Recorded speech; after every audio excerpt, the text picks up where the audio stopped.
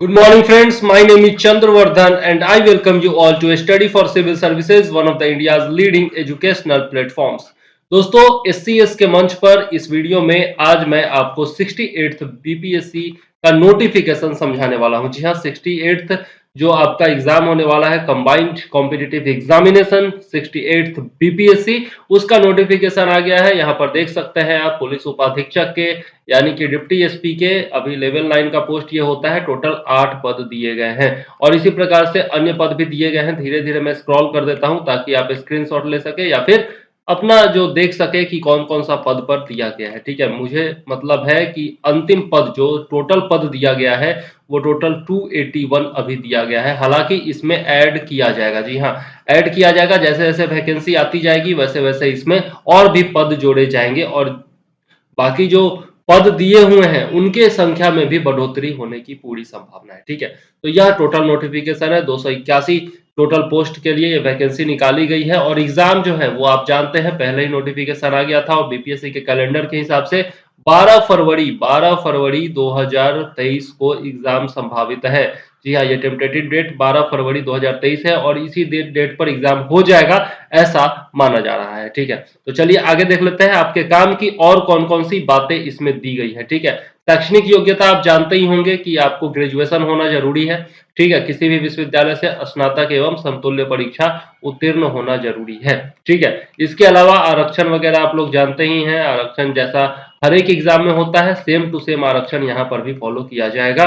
ठीक है, और बाकी ये सब आरक्षण के संबंध में दिया गया है। दिव्यांगता प्रमाण पत्र इत्यादि के बारे में दिया गया है। तो ये सब काम की चीजें हैं उनके लिए जो कि आरक्षण लेते हैं। ठीक है, या फिर आरक्षण के अंतर्गत आते हैं उनके लिए। ठीक है, अब आगे चलते हैं और देख लेते हैं आपके काम की बात क्या है। यहाँ पर देखिए, आय एवं परिसंपत्ति संबंधी प्रमाण पत्र निर्गत किए जाने की तिथि से 1 वर्ष के लिए वैध माना जाएगा। इस विज्ञापन हेतु वित्तीय वर्ष 21-22 के आधार पर निर्गत ईडब्ल्यूएस प्रमाण पत्र मान्य होंगे। जी हाँ, ईडब्ल्यूएस इकोनॉमिकल वीगर सेक्शन, जिसको कि सुप्रीम कोर्ट ने भी अब मान्यता दे दी है। तो 2021-22 के आधार पर आपको ईडब्ल्यूएस का प्रमाण पत्र बनवाना होगा। यह आपके काम की बात है। ठीक है, इसके बाद उम्र सीमा आप लोग जानते ही होंगे कि जो है न्यूनतम उम्र सीमा है 20 वर्ष से लेकर के और 37 वर्ष तक है आपका जनरल के लिए। ठीक है, उसके बाद पिछड़ा वर्ग एवं अत्यंत पिछड़ा वर्ग के लिए है 40 वर्ष। ठीक है, और फिर आपका एससी और एसटी के लिए कितना है 42 वर्ष है और इसी हिसाब से बाकी सब लोगों के लिए भी है। ठीक है, तो चलिए आगे देख लेते हैं नेक्स्ट और क्या इंपॉर्टेंट पॉइंट है आपके लिए। देखिए यहाँ पर ये एक इंपॉर्टेंट पॉइंट है। उक्त परीक्षा के लिए ऑनलाइन आवेदन पत्र भरने वाले अभ्यर्थियों को अपनी जाति के अनुरूप आरक्षी कोटि को सही सही एवं स्पष्ट रूप से उद्धृत करना अनिवार्य होगा। और इस बार बीपीएससी के चेयरमैन ने यह इंटरव्यू में भी कहा था कि जो आपकी जाति होगी, जैसे यदि आप ओबीसी डालते हैं तो ओबी से संबंधित जितनी जातियां होंगी ओबी से संबंधित केवल उन्हीं का टैब खुलेगा ताकि आपको भरने में कोई दिक्कत ना हो। ठीक है, तो ये थोड़ा सा चेंज किया गया है नोटिफिकेशन में और जब आप फॉर्म भरेंगे उस समय आपको ये दिख जाएगा। ठीक है, इसके अलावा शारीरिक क्षमता कुछ खास नहीं है। शुल्क, हाँ शुल्क बहुत इंपॉर्टेंट है क्योंकि पैसा तो लगना है भैया। तो सामान्य अभ्यर्थियों के लिए 600 रुपए है। ठीक है, और जो SC ST हैं उनके लिए 150 रुपए है। SC ST जो कि बिहार राज्य के हैं, ठीक है, उनके लिए 150 है। बिहार के बाहर के जितने भी हैं सबको 600 ही लगेगा। ठीक है, और ये बिहार राज्य के अस्थायी निवासी सभी, कोई भी हो, आरक्षित हो और अनारक्षित हो, सभी महिला उम्मीदवारों के लिए भी 150 रुपए है। ठीक है, क्योंकि 35% आरक्षण इसमें भी दिया जाता है। दिव्यांग अभ्यर्थियों के लिए 40% या फिर अधिक है जिनका, उनके लिए 150 रुपए है और बाकी सभी उम्मीदवारों के लिए जो भी बिहार के बाहर के हैं उन सब के लिए 600 रुपए है। ठीक है, तो यह आप देख लीजिए। ठीक है, उसके बाद फोटो पहचान पत्र वगैरह लगाना है, ये आप देख सकते हैं यहाँ पर। ठीक है, और प्रतियोगिता परीक्षा के बारे में, अब परीक्षा संरचना के बारे में दिया जा रहा है। तो यहाँ पर भी एक महत्वपूर्ण पॉइंट ये है आपका कि प्रारंभिक परीक्षा में गलत उत्तर के लिए नकारात्मक अंकन, जी हाँ, निगेटिव मार्किंग लागू किया जाएगा। ये पहली बार ऐसा हो रहा है कि बीपीएससी में निगेटिव मार्किंग लागू किया जाएगा। बाकी जो पहले होता था 2 घंटे की परीक्षा होगी, 150 अंक होंगे। ठीक है, तो इसका मतलब कि आपका जो स्टार मार्क का क्वेश्चन की बात थी फिलहाल यहाँ पर नहीं की जा रही है। टोटल अंक जो होगा वो 150 ही होगा। ठीक है, और 2 घंटे की परीक्षा होगी। ठीक, चलिए आगे देख लेते हैं और क्या-क्या इंपॉर्टेंट पॉइंट है जो कि आपको समझना ज़रूरी है। ये याद रखिएगा कि नेगेटिव मार्किंग इस बार से ज़रूर होने जा रहा है और नेगेटिव मार्किंग को लेकर के आगे मैं बताऊँगा कि आप लोगों से कुछ राय भी माँगी जा रही है। ठीक है, यहाँ पर आप मुख्य परीक्षा, लिखित परीक्षा भाग 2 भी देख सकते हैं। ये आपका सब्जेक्टिव होता है जिसमें 3 पेपर होते हैं, सामान्य हिंदी हो गया, उसके बाद सामान्य अध्ययन पेपर 1, ये जो होता है सामान्य हिंदी, ये आपका क्वालिफाइंग होता है। ठीक है, ये इसका जो है मेरिट में नहीं जुड़ता है नंबर, मेरिट में इसका कोई नंबर नहीं जोड़ा जाता है। बाकी जीएस पेपर 1 होता है, जीएस पेपर 2 होता है और एक होता है आपका ऐच्छिक विषय यानी कि ऑप्शनल सब्जेक्ट, और वो ऑप्शनल सब्जेक्ट आप इनमें से कोई भी चुन सकते हैं जो कि आपके सामने दिया जा रहा है। ठीक है, ये सब जो है आपके ऑप्शनल सब्जेक्ट के ऑप्शंस हैं और आप इनमें से कोई भी चुन सकते हैं। ठीक है, इसके बाद वैकल्पिक विषय जो है, आप जब परीक्षा मुख्य परीक्षा के लिए जब ऑनलाइन आवेदन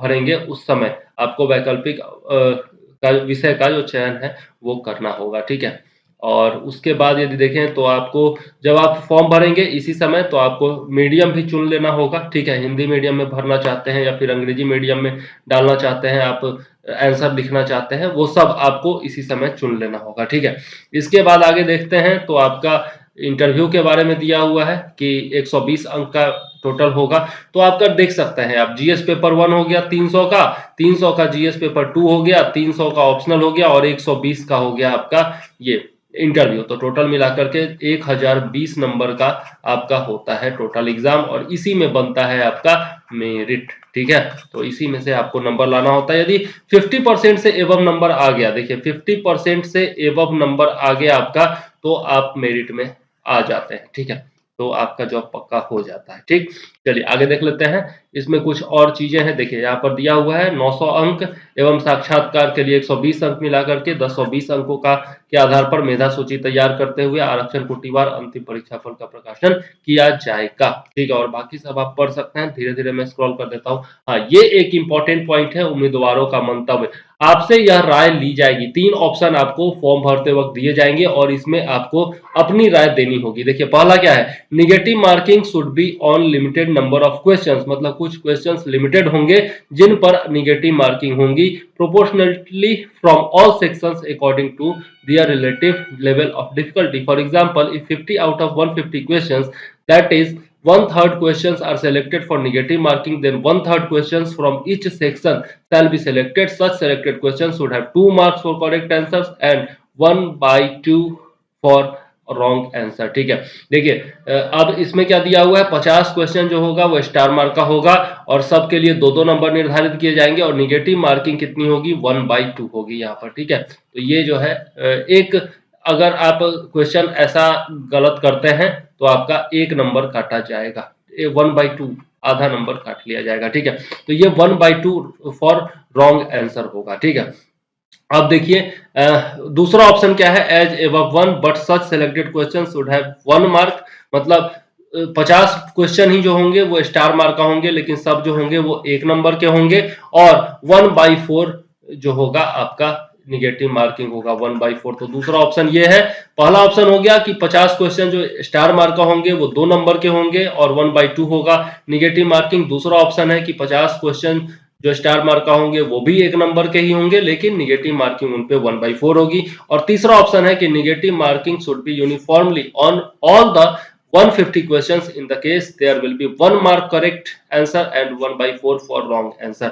टोटल जो 150 क्वेश्चन है सब पर निगेटिव मार्किंग होगी, सब 1 नंबर के होंगे और निगेटिव मार्किंग कितना किया जाएगा, 1/4 किया जाएगा, यानी कि 0.25% किया जाएगा। इसके लिए स्पेशली मैंने एक वीडियो भी बनाया था, तो आप लोग वो वीडियो देख सकते हैं। अब ये भी एक इंपॉर्टेंट पॉइंट है कि कब से फॉर्म भरना शुरू होगा, 25/11/2022, मतलब कि 25 नवंबर से आपका फॉर्म भरना शुरू हो जाएगा और 20 दिसंबर तक आप फॉर्म भर सकेंगे।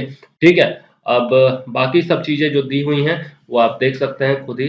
ठीक है, और इस वीडियो को फिलहाल यहीं पर करते हैं समाप्त। बाकी कुछ खास इसमें है नहीं, जो हर बार होता था वही है।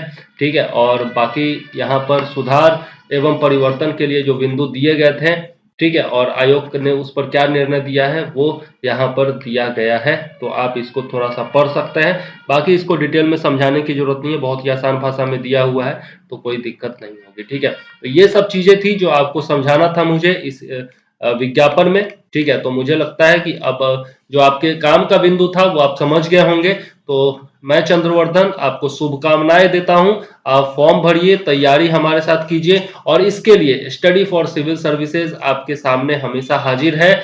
हमारा 15 नवंबर से बैच शुरू हो चुका है, नया बैच 68th और 69th के लिए शुरू हो चुका है। इसमें आपको सभी विषयों के नोट्स दिए जा रहे हैं, टेस्ट सीरीज दिए जा रहे हैं, ठीक है, और करंट अफेयर्स वगैरह, अपडेटेड करंट अफेयर्स, ये सब कुछ दिया जा रहा है और बहुत ही कम शुल्क में दिया जा रहा है। डिटेल आपको दिया जा रहा है सामने, आप डिटेल देखिए और उसके बाद निर्णय लीजिए। जल्दी से हमारा बैच ज्वाइन कर लीजिए, ज्यादा समय बचा हुआ नहीं है। ठीक है, तो चलिए इस वीडियो के लिए मैं चंद्रवर्धन लेता हूं आपसे इजाजत। आपको बहुत बहुत शुभकामनाएं। जय हिंद, वंदे मातरम।